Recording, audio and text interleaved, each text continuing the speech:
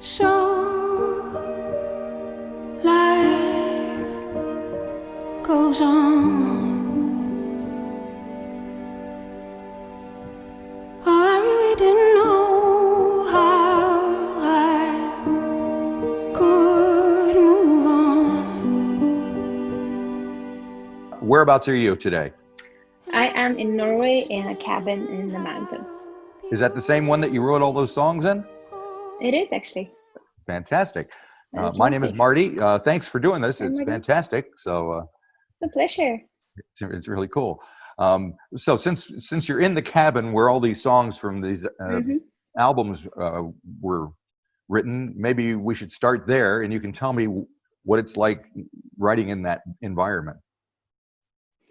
Um, when I write albums, I usually, it doesn't really matter so much where I am, as long as it's calm and I can kind of have an enclosed space for a while. Like, Right. but this time I was lucky. I went here with my partner, and he has this lovely cabin, and on outside there's a small cabin, like a guest house kind of thing, and I could Right. occupy it for 3 weeks. So I put up my little studio there, and it was really warm. It was summer, so it was really warm, and it was just lovely to be able to go in and out of that small house and just work, and then go outside. And it was really calm and free, and it felt really wonderful. Just Right. with the mountains outside, and it's just really good focus for me. So I imagine it's getting colder there now, though, right? yeah, it's snowy here now. Is it snowing outside? Oh, great. Yeah. We're just getting to be summer here, so there you Yeah, go. you're going into summer, yeah. Yes. And in general, what's it like in Norway and Sweden and in that part of the world with all the stuff COVID related going on? I like to get a report from everyone Yeah, as I talk to them around. it's actually different. Norway and Sweden have different situations. I have lived in Stockholm for 20 years, but I traveled to Oslo just before the lockdown because my partner lives in Norway and I'm from Norway. So I kind of stayed on in Norway because I felt that it was actually felt safer because Yeah, Norway was stricter. right. The Sweden had a different philosophy. So it has been very different, the two countries, both in death tolls and also infection rates. So I'm staying in Norway as much as I can. I feel safer here. Yeah. And we'll see what happens in the end. But I have been in Norway most of the time since March, Uh, actually. yeah, you can probably tell from my accent, I'm originally American, and Yeah, you I'm feel glad safer I'm in New not there Zealand. now. Yeah, I can imagine. Yeah, I can imagine that. I've been following news in America in the last year, and it's just wow. Yeah, it is. Wow. It's a lot. It's a lot to deal with. Yes. Mm. So you've got two albums that have just been released, After the Great Storm and How Beauty Holds the Hand of Sorrow. Was it always Hmm. a plan to release these albums like within a month of each other, or did it just happen that way? Well, it was actually supposed to be one album, Ah, and it was supposed to sound like After the Great Storm, like big and produced and lots of beats and big rooms. But what happened was that I had 16 songs on the list, so I started recording it, and when we went into lockdown, everything was kind of recorded except some vocals and stuff like that. But uh, as everything just stopped, I had time to listen through the songs, right. and I realized that 3 or 4 of the songs that I tried to make big and produced, I wasn't happy with them, and I Right. felt that maybe these songs should be stripped down and become intimate songs. And I had already changed, or the songs always decide what they should be. So Yeah. even though I was trying to make this big album, quite a lot of the songs were kind of saying, no, I don't want to be big, I want to be a small song. So after rearranging these songs and also the songs that already had become intimate, I could just see that I had two albums all of a sudden. It was half, and since they were all part of the same song cycle, I wanted them to be released close to each other. So instead of releasing everything in one day, which would mean 1.5 hours of music, it's too much for people to take in these days. Right. I decided to just have a few weeks in between, so that people could digest the big album first, like with all Right. the information that had, and then I could kind of give them like a really warm hug for the next album, and that they can bring into December darkness, and at least here. So, Right. Right. so I I noticed. decided to split it up. I noticed there's a video for Last Breath in which you're kind of in the studio with string Yeah. section and all that. Is That that was how the from record last was year. recorded? From across the room came an invisible wave. Life shrunk and grew that day.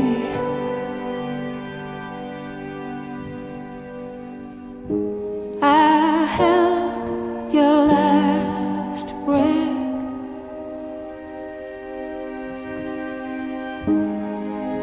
In my chest. Yeah, most of the songs were recorded in that studio, that big studio. And then the songs that I re-recorded to make them intimate, that was in my partner's house in Oslo, but also we did remote stuff with Stockholm. So the piano was recorded in Oslo, and they sent it to me, and I did vocals in his wardrobe, and then Right. so it's just very so. And I noticed there was also a video where it looks like you're having a giant Zoom meeting with a lot of fans. Yeah. I see only bright open fields behind you. That was actually from April when everyone was in lockdown all over the world. I released the song Trust. Right. And I decided to invite my fans into like a pre-listening session. So I opened up a conference platform room and asked if people were okay with me filming the session. And I had kind of a plan to edit that as a video. And it was one of the most magical things about lockdown for me was those meetings that I did with my fans. I did it a few times, and it was very special because it was a very, very special time. It was everything was new, and people were very vulnerable, and many people were feeling alone, I think, and scared. Yeah. So it was, when I look at that video, it just reminds me of how special it became, actually. And it's a beautiful video. You can see the faces. And yeah, well, I love it's such a different variety of faces, and people from all over the place. Were you surprised that you had this diverse audience? I knew that I do, because of social media, because of my music. I can see where my music is played and streamed, and so I know that I have fans all over the world. But it was especially fantastic to join us together in this really strange space, and it just made you realize that we are all the same. We are, even though we're around the world. It was really special. Yeah. It seems like it probably was. And I noticed that the videos that comprise some of the songs on the first album are a little more elaborate and produced, whereas the other ones are kind of more sparse. Is that because of the COVID thing coming in and taking over? I think it's maybe the bigger songs are more what you would call like radio-ish songs. So right. The music videos, perhaps we put more money on. I guess it's a matter of budget and marketing. I have my own label. I've always had my own label. So right. We decide everything ourselves. And I think that we kind of just take it on instinct a little bit, like which songs have a potential of spreading, and then maybe we pushed up extra money on that. So it's a bit like marketing thing. So gotcha. Yes. And there's one of the tracks I wanted to touch on, which has a video, is Honey, which is the lead-off track on After the Great Storm, which sounds like it's kind of a letter to yourself, your younger self. Honey, I remember you. I wish I could go back in time to when you're 18 and in the line of fire. Compare your 18-year-old self to the current self. how are you different other than just being older and smarter? Yeah, right. The thing is, the whole story behind the song is that it starts with a old tape recording, and that Right. is an old tape recording of myself as an 18-year-old. So the thing is, I found that tape last year. I had recorded it for a pen pal, like a really close pen pal. We always we discussed everything, and it was very interesting to kind of hear that voice, because as our generation, we don't have the social media thing, that we can't look back and see ourselves and hear Right. ourselves, from the 90s. That's when I was a teenager, and just hearing that voice and just realizing that it's me, but it's a very young me. And she was a very cheerful and quite happy teenager, I think. Had a lot of friends, and I had typical teenage problems, but I was quite happy. And through my grown-up life, when I moved out of my hometown and kind of started studying and working and everything, you got grown-up problems, and you go through phases. And for me personally, it was quite challenging, because I was diagnosed with lupus, with the autoimmune disease lupus, when I was 27, and I was really, really sick for 6 months. And from that kind of period, and maybe a decade after that, I was very affected by that period mentally. It was a really scary thing for me as a young woman, and so I felt that my life became quite serious, and at least when I was on my own and closed the door and walked and was on my own. But and then 10 years later, I got sick again, and I went through that period in a totally opposite way. It was almost like I healed the other experience. Right. So I came out of it strong and happy and grateful, and with some kind of new way of dealing with life. So I became happier. And so since 6-7 years back, I have felt much more like that 18-year-old, but with a lot more life experience, of course. Yeah. So when I heard that tape, it was such a nice thing, because I did feel that I finally, in the last few years, I have reconnected with something that's very natural to me, which is being happy and giggly, and so I feel kind of whole in a way, which is quite nice. Yeah, definitely. So I feel I have both of those women in me right now. So if Honey was written to yourself, the other song I wanted to touch on, Don't Run and Hide, who was that written to? Because it seems like you're kind of offering yourself as it's the same, actually. It's like a dialogue to myself as well. Don't you know all the times we've talked about this now? We've talked about it over and over and over and over. It's also often when I write those kind of songs, where I've joked a little bit that these two albums is a bit like I'm being my own Buddha or Eckhart Tolle. It's like I'm kind of giving myself life advice in a way, but right. As I'm doing it, I always think that this could be something for someone else. And Run and Hide is a reminder for myself and secondhand to someone else that you can deal with certain things in certain ways. That it's kind of like a reminder of things that I've learned that are important to remember when things are difficult. Right. So that's what it's about. It's like a reminder of self-help techniques or something like that. And musically, that thing has a lot going on. It's kind of got this some beats and strings, and this very hypnotic thing going on, and then it kind of is a swirling. And I'm wondering, we were talking about the lyrics, but the music itself, you work with a couple of other folks as far as creating those beats and those and that. So what's the process like as far as coming up with the music?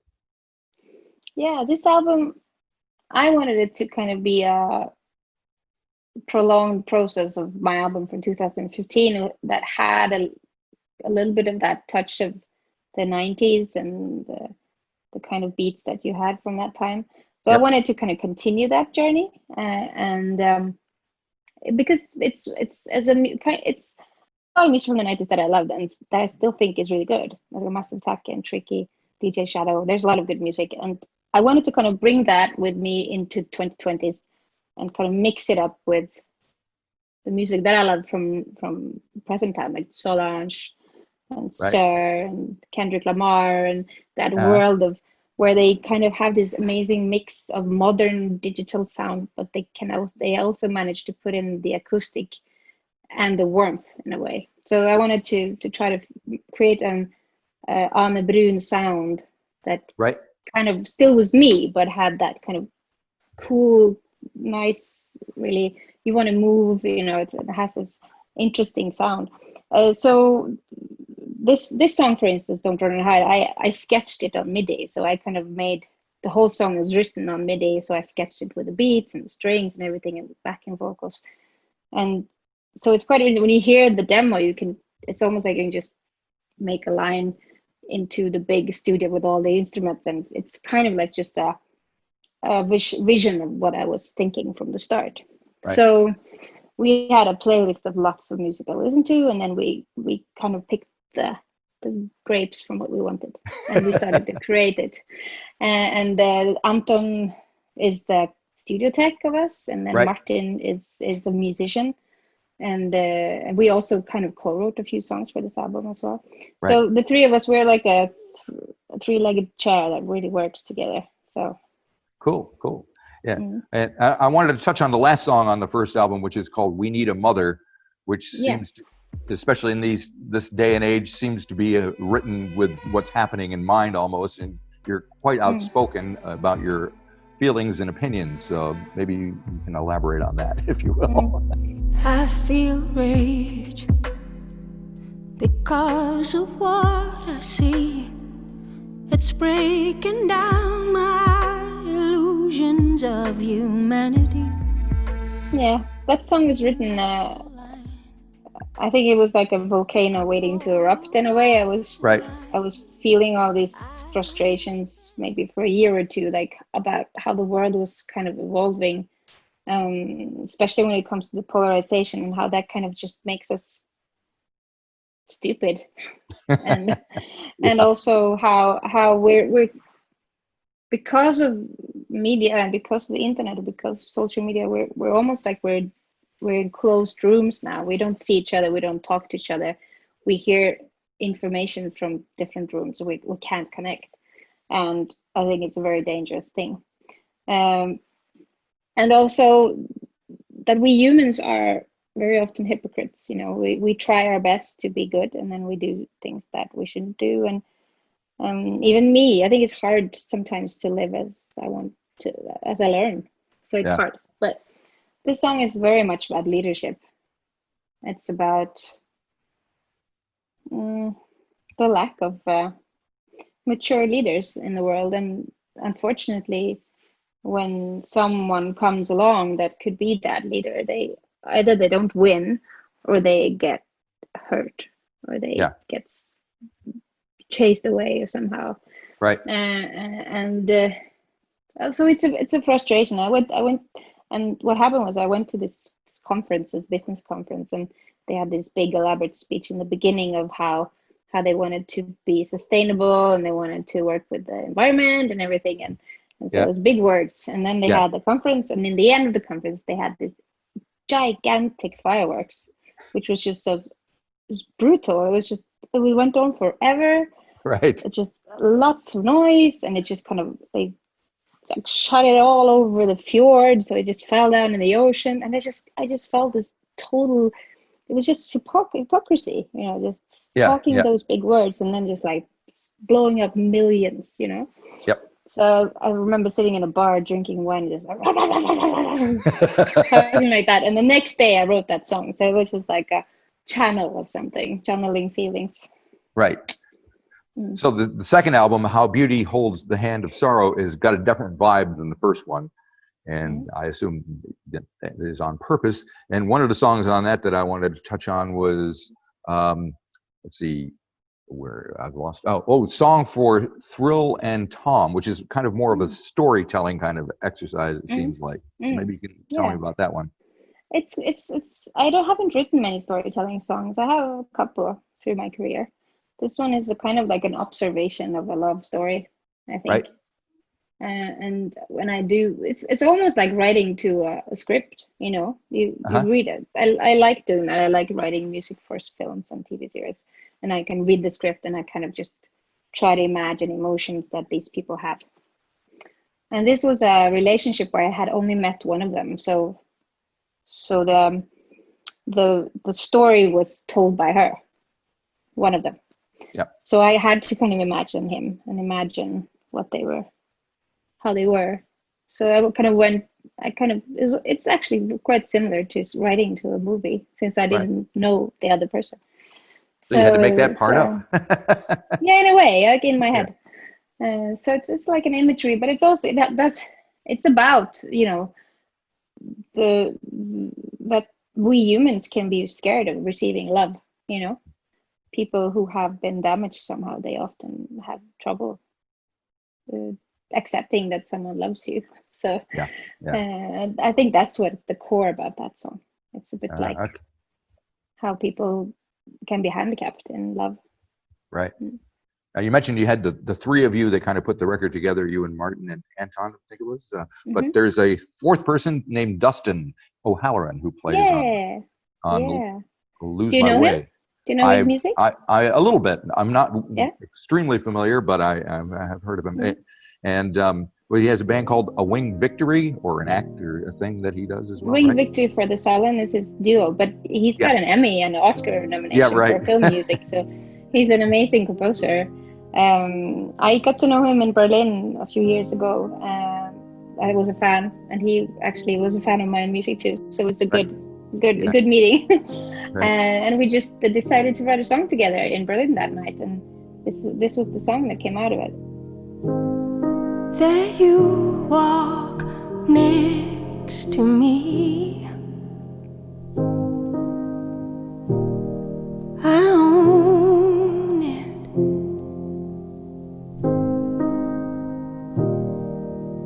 No one else owns it.